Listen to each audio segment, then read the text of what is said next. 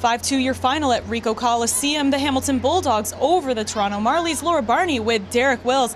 Now, Derek, time and time again, the Bulldogs coaching staff had said this team needs to play a full 60 minutes. They did just that today. A great game from Greg Patterin. Great game from Mike Blunden as well. Overall, a great team effort. And don't forget about Gabriel Dumont. I thought he had a great game as well.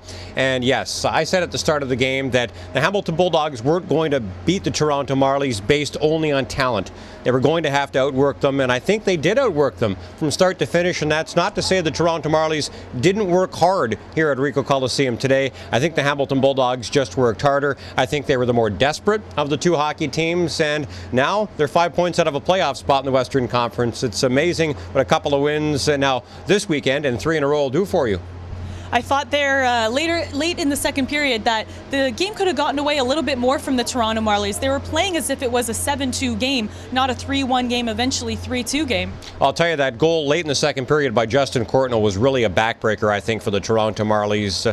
They got back to within a 1 goal again, making it 3-2, and then Justin Courtnall scores with less than 3 seconds left in the second period to make it 4-2, and then the Hamilton Bulldogs had another goal for insurance in the third period, but they really battled here tonight. And you could tell that the way they were playing was frustrating the Toronto Marlies. I mean, Mike Ducko going after Louis LeBlanc after the Dogs grabbed a 3-goal lead. I expect more than that from Mike Ducko. I like the way the guy plays, but I didn't like how he went after Louis LeBlanc and picked on a guy who isn't the same type of player that he is. So this is the AHL's Battle of Ontario, and it was certainly a battle in the Ontario capital today. And the Hamilton Bulldogs really needed to pick up at least 3 points this weekend. Turns out they get 4. And now they've closed the gap a little bit on the Milwaukee Admirals and some other teams in the Western Conference. And once 8 points out of a playoff position, and they could have been 10 if things didn't go their way out of town last weekend. All of a sudden they're 5, and it's within reach. And I think the closer the Hamilton Bulldogs get, the more the dressing room is going to buy in to the fact that they can get into the postseason. And we've said it all along. If the Dogs get there, they're a team that can make some noise, and they're starting to make some noise now with now 21 games remaining in the regular season.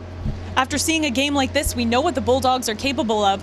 Why do you think that they can't come out and play like this all the time? And let's not forget, the Toronto Marlies are a talented team. Oh, absolutely. The Toronto Marlies are certainly one of the more talented teams in the American Hockey League.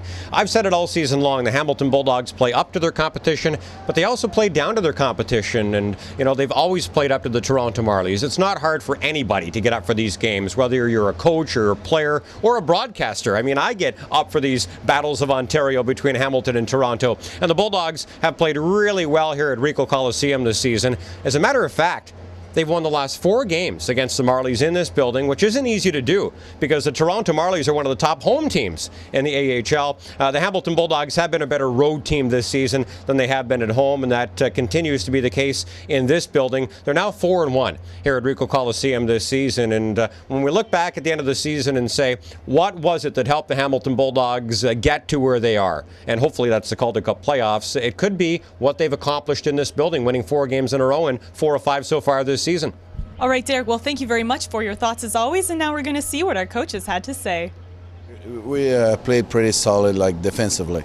We've been really good, without the puck, and I think when we had our chances offensively, we buried those. So overall, I really like the way that some of these are, the squads on the back really played hard, really played well, and I'm going to give them credit, and to Robert too.